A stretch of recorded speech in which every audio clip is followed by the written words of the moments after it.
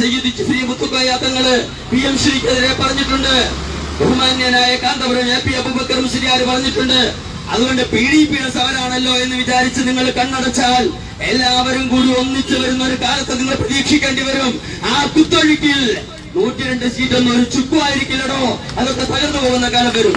അതുകൊണ്ട് പറഞ്ഞു വരുന്നത്, സംഘപരിവാറിന്റെ കാൽക്കീഴിൽ ഈ രാജ്യത്തിന്റെ, ഈ സംസ്ഥാനത്തിന്റെ വിമോചന പോരാളികളുടെ ചരിത്രം കൊണ്ടുപോയി അവരുടെ കാൽക്കീഴിൽ പണയം വെക്കാനാണ് ബഹുമാന്യനായ VD സതീശൻ ശ്രമിക്കുന്നതെങ്കിൽ വിഷമമുണ്ട്. ഞാനൊക്കെ ഞങ്ങളുടെ യൂണിഫോമിൽ നിന്നിട്ട് മുസ്ലിം ലീഗിനെതിരെ ഞാൻ അവരുടെ ഏറ്റവും ഇഷ്ടപ്പെട്ട അവരുടെ പല നേതാക്കളെയും ആദരിക്കുന്ന ആളാണ്. സയ്യിദന്മാരോട് തങ്ങന്മാരോട് ആദരവുള്ള ആളാണ്. ആദരവൊക്കെ പ്രവാചകൻ പറഞ്ഞതിന്റെ പേരില്ല.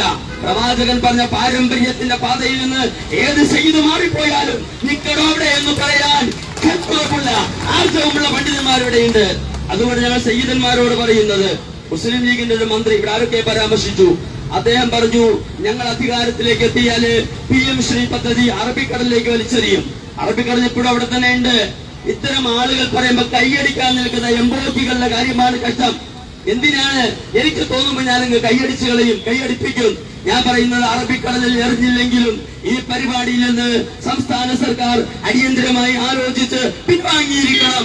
അല്ല എങ്കിൽ ജനാധിപത്യ കേരളം അതിന്റെ കരുത്ത് പുറത്തേക്കെടുത്ത് നിങ്ങളെ പാഠപഠിപ്പിക്കുമെന്നാണ് ഈ സമയത്ത് പറയുന്നത്. മദ്യനയത്തിന്റെ കാര്യം പറയാതിരിക്കാൻ നിർവാഹമില്ല.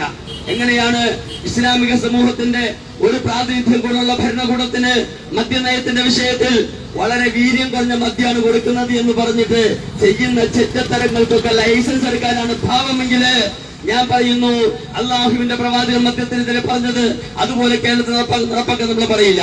VM സുധീരൻ എന്ന, ഞാൻ VM സുധീരനായിട്ട് നല്ല വ്യക്തിബന്ധമുള്ള ആളാണ്. അദ്ദേഹം KPCCയുടെ പ്രസിഡന്റ് ആയിരിക്കുമ്പോ അദ്ദേഹത്തിനെതിരെ മദ്യനയവുമായി ബന്ധപ്പെട്ട ഒരു വിഷയത്തിൽ KPCCക്കകത്ത് പ്രശ്നമുണ്ടായപ്പോൾ KPCCയുടെ ഉപസമിതിയുടെ മുമ്പാകെ ഹാജരായിട്ട് VM സുധീരന്റെ നയമാണ് കേരളത്തിന് നല്ലത് എന്ന് പറയാൻ ഇതിനോട് വാദിച്ചയാളാണ്. അതുകൊണ്ട് ഞാൻ പറയുന്നു, VM സുധീരൻ പറയുന്നത് മദ്യനയത്തിന്റെ വിഷയത്തിൽ കോൺഗ്രസിന്റെ നല്ല ഭാവിക്ക് വേണ്ടിയാണ്.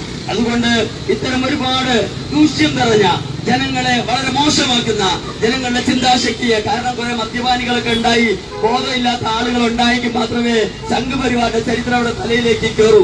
ഇച്ഛാശക്തിയുള്ള, ആർജവമുള്ള, ആത്മാഭിമാനമുള്ള ആളുകളുടെ മുമ്പിൽ പ്രദർശിപ്പിക്കാൻ സംഘപരിവാറിന്റെ ചാണകത്തിന്റെ ഗന്ധമുള്ള ആ ചരിത്രത്തിന് സാധ്യമല്ല എന്ന തിരിച്ചറിവിൽ നിന്നാണ് അവർ ഇത്തരം ഒരുപാട് കാര്യങ്ങൾ ചർച്ച ചെയ്തുകൊണ്ട് അടിച്ചേൽപ്പിക്കലുകൾക്ക് തയ്യാറാകുന്നത്.